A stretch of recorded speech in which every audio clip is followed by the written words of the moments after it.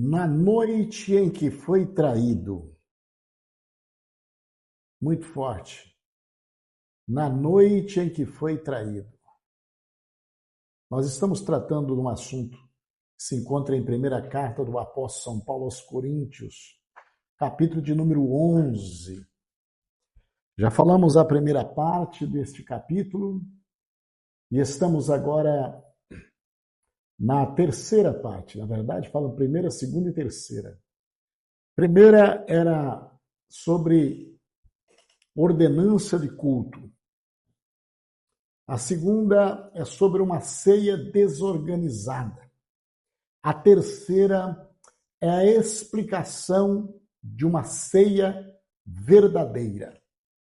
Então, agora Paulo, depois de ele ter tratado de uma ceia que estava desorganizada, banalizada, e os irmãos de Coríntios não tinham entendido ainda o que era a ceia. Eles não compreenderam.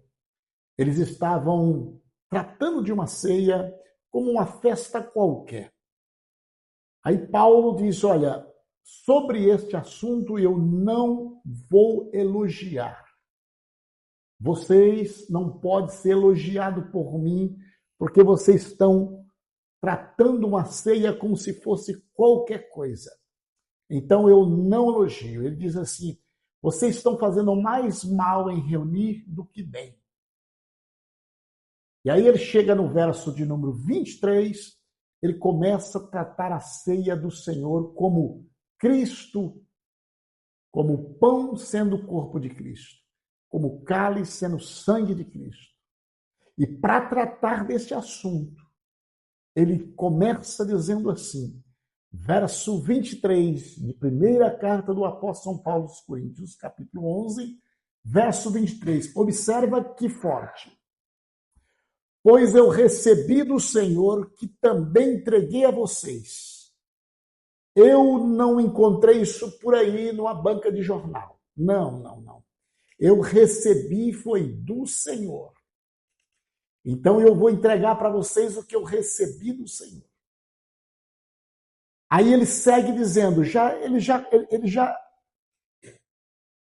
ele já traz uma validação desse assunto quando ele diz que recebeu do Senhor. Mas agora ele segue que o Senhor, na noite em que foi traído, tomou o pão. Meu Deus! Por que essa expressão na noite em que foi traído? Ele poderia dizer qualquer outra coisa. Ele poderia dizer, por exemplo, na noite da ceia. Ele poderia dizer, por exemplo, na última noite. Ele poderia dizer, por exemplo, antes dele morrer. Mas Paulo fez questão de colocar. Foi proposital. Ele diz, na noite em que foi traído. Porque ele quer que a igreja nunca esqueça do contexto, da espiritualidade da ceia, do quão a ceia é importante na vida de um cristão. Jesus estava cercado de dor. Ele estava sendo rejeitado. Ele estava sendo entregue por um dos seus. Isto aponta diretamente para Judas Iscariotes, é óbvio. A ceia nasce em um ambiente de traição. A ceia nasce em um ambiente de dor. A ceia nasce em um ambiente de injustiça, de abandono. A mesa da graça foi preparada no meio da traição humana. O contraste entre traição e o amor. Enquanto Judas traía, o outro oferece. Enquanto um quebra aliança, o outro estabelece uma nova aliança. Isso é poderoso demais. A traição revela o pior do homem.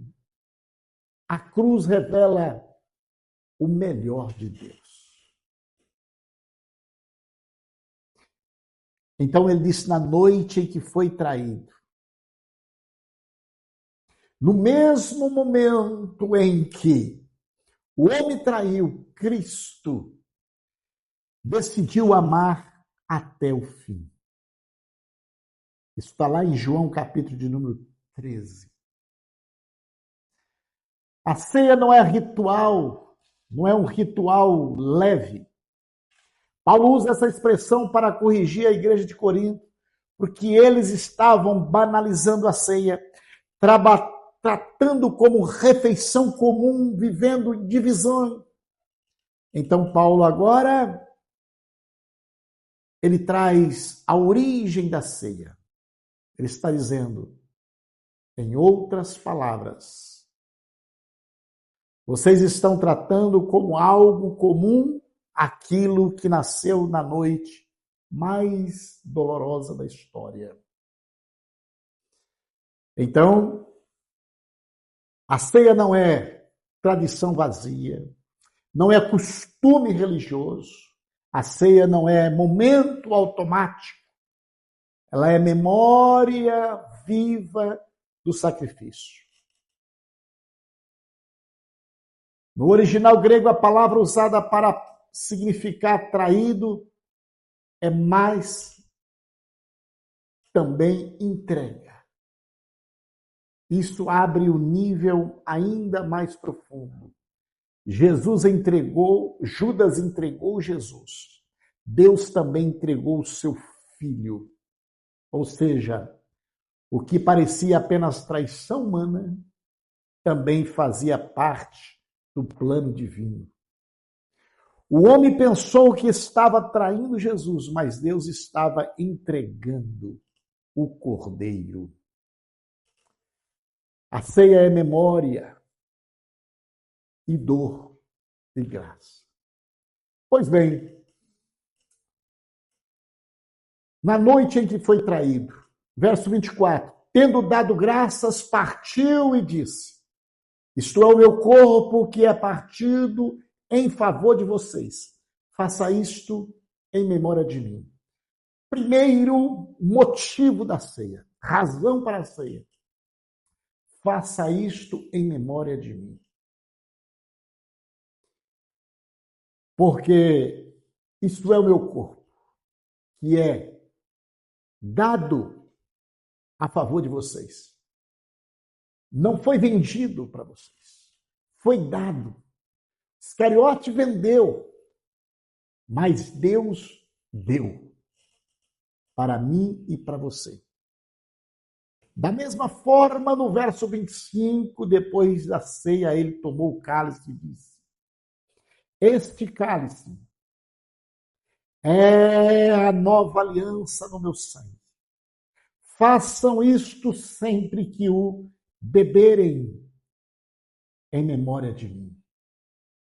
Então, a ceia é feita em memória. Em memória. Em memória de Cristo. Paulo estava tratando um assunto de uma ceia banalizada. Que as pessoas estavam pensando só neles e não na ceia.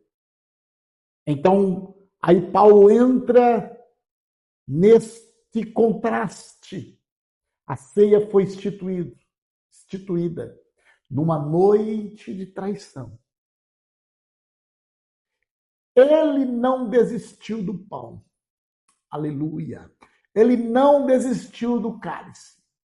Mesmo sendo traído, ele seguiu o seu propósito. Não desviou do propósito.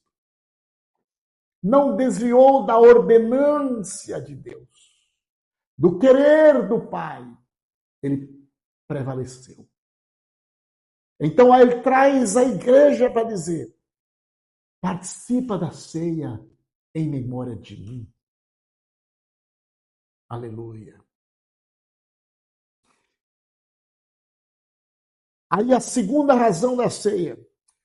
Porque sempre que comerem este pão e beberem deste cálice, vocês anunciam a morte do Senhor até que ele venha.